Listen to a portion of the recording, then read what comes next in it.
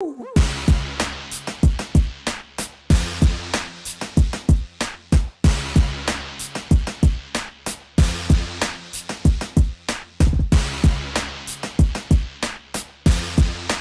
welcome to Hopcast. Thanks for drinking with us, everybody. I'm Brad Chmielewski. My name is Ken Hunnemeder. It's been forever since we've been at a fest doing an episode. Yeah, it's been a little bit, but it's good to be back. Right, that's good. Today we're at the 4th Hoptacular. 4th annual. We changed venues a couple different times. Now we're in the south side at the Lacuna Artist Lofts, and it's a really neat space. We've only been here for a couple minutes yet. We've got a beer firsthand. Oh yeah, priorities. But walked around a little bit. It's a really, really interesting, neat space, wide open. So it's really nice this year. It flows well. It's not too crowded. Yeah, well-organized event. We're in one of the rooms here, and then there's a tent outside, and then they have Pinewood Derbies outside. Yeah, so it's got a lot of fun stuff going on, a lot of beer, and we're gonna do all of it. So let's get to drinking. Here we go.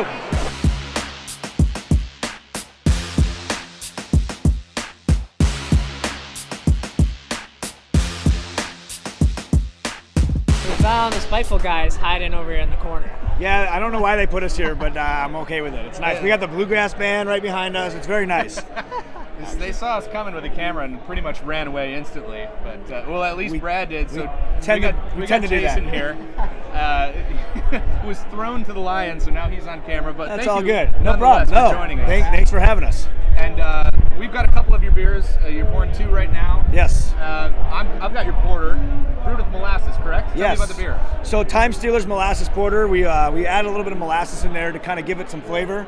Most of that ferments out, so it's not like really sweet, and it doesn't really nice add a lot of dry body. beer. Yeah. So it turns out really well. Molasses is great to brew with a darker beer. So it kind of just adds those molasses tones to it without being overpowering. Like kind of same idea with honey, but a little bit more complex, I guess. Yeah, a little bit. And it adds the color a little bit too, but I mean, in a porter, it's dark anyway, so. Yeah, really decent beer. That's awesome. Thank you. And then I've got the Alley Time. Yeah, our Alley Time single hop pale ale. So we use only Simcoe for that beer. The base malt is Pilsen malt, so it's super clean, super bright, and then just a little bit of amber malt to give it some color and add a little bit to complexity, but it's really about the Simcoe hops. It's one of my favorite hops, so we use a lot of it. We dry hop the shit out of that beer, and it turns out, just an easier drinking pale ale. Really easy drinking. Have you having a hard time getting those Simcoe hops? We actually just ran out of our contract, the last order. Shouldn't have brought it up.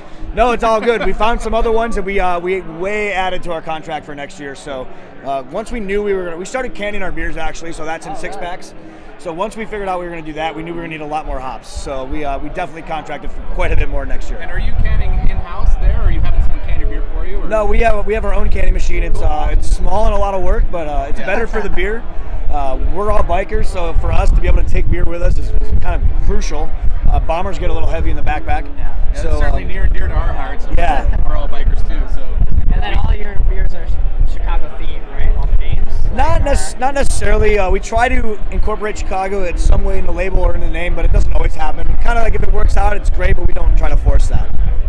And how are things going in general? I mean, you got a small space up there. It seems like you're ramping up. Yeah, it's been good. We started in 400 square feet, which was tight, but we actually took over the space next to us, so now we're up to about 900 square feet, which is, I have a desk, which is nice. I used to have a desk / lunch table / whatever else table it could be. So that's been good, but with that new space, of course, we already started thinking about expanding, so we are going to order 4 or 5 more tanks.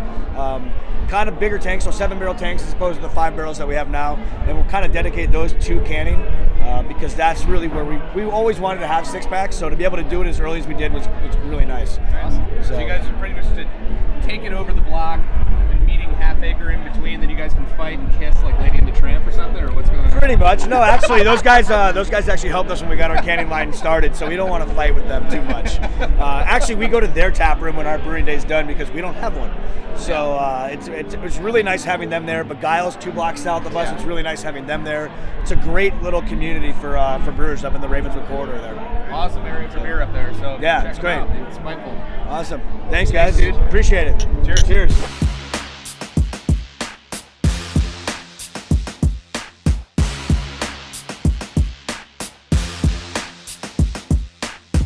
Okay, how's Hoptacular going for you? So far, really good. Smooth, very well run event.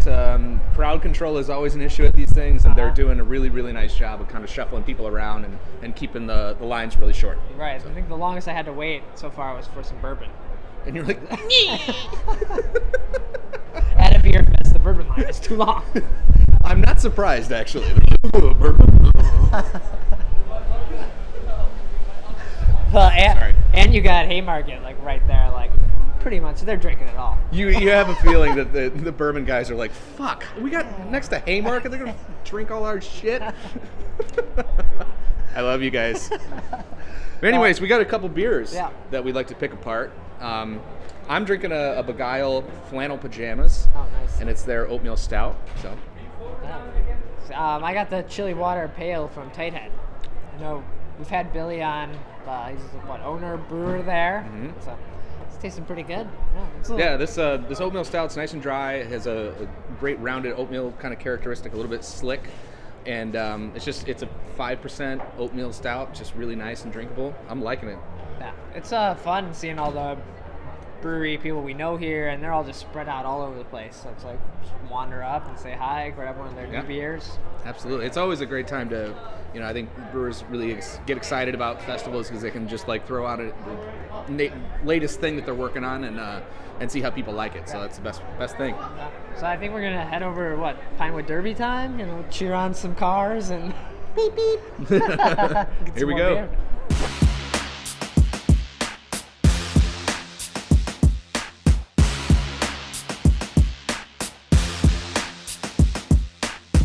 Well, next to Spiteful, we found 18th Street. Yeah, a couple of buddies over there just hanging out in the corner, listening to some bluegrass, you know what I mean? That's how we do it. Welcome, Drew. Thanks, man. 18th Street. We're drinking some of your beer here. We've got a double pale ale, correct? Yep. Yeah, it's Deal with the Devil. It's our pale ale with Citra hop, a little bit of Pocahontas Flight, and Warrior. Yeah. I mean, this is a fucking killer beer. Thanks, man. Appreciate it. I mean, if you're a hop lover, holy fuck. Look no further. There you go. Good stuff. And then we did some 18th Street on the show recently, and we've been corrected. That's right. Yeah, we've not just corrected, but almost strangled. Well, it's we want to make it clear that we've only done one collaboration beer, and that collaboration beer was with Pipeworks Brotherhood. But everything else that's come out on the market, we brewed either at Spiteful or we either brewed at Pipeworks. But we've only done one collaboration beer. Okay. And it was the Chloe that was the beer in question, correct? Well, yeah, that wasn't a collaboration beer. Right. But yeah, right. The collaboration beer was Brotherhood. Right. Yeah. But the one that we reviewed previously was Chloe. Just clearing the air right now. We're gonna hug it out later. Yeah. That's right. We'll be fine. But what's new at the brewery? How are you guys doing? We're doing good, really good. We just brewed Hunter on Wednesday, and we're brewing this beer again tomorrow morning. And we're brewing an Imperial IPA called Von Humboldt, one of my grammar schools I went to. And then we're gonna brew a small beer, right around 2 to 3%, single hop, single malt. So yeah. So exciting stuff happening down at the 18th Street Brewery. I wish you the best, man. Cheers, man. Cheers, guys out. This is great beer. Thank you, brother. Appreciate it. Cheers, guys.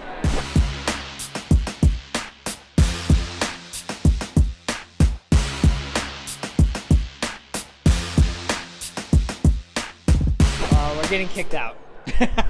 And our glasses your glass is gone. Mine's almost gone. Mine's gone. Whatever, it's gone. We came, we drank, we Hoptacular, and whatever. Right. It was awesome. We had a good time. I have to say, crowd management was awesome this year. Right. So that's a major plus. The space was fantastic. Yeah. Like having the different rooms to just wander into, and I'm sure there's people who got stuck in a room and never left. they got trapped. I think we saw some of them huddled in a corner somewhere. But yeah, so a nicely put on festival here by the Hoptacular people.